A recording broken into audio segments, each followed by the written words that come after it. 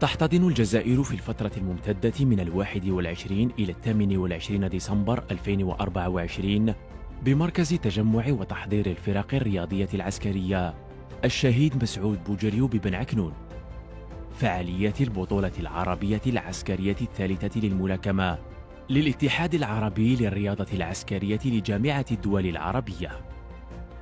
تهدف هذه المنافسة الرياضية الهامة إلى ترقية نخبة رياضية عسكرية عربية ذات مستوى عالي في رياضة الملاكمة، وتوطيد أواصر الأخوة والصداقة بين الرياضيين العسكريين للقوات المسلحة للدول العربية.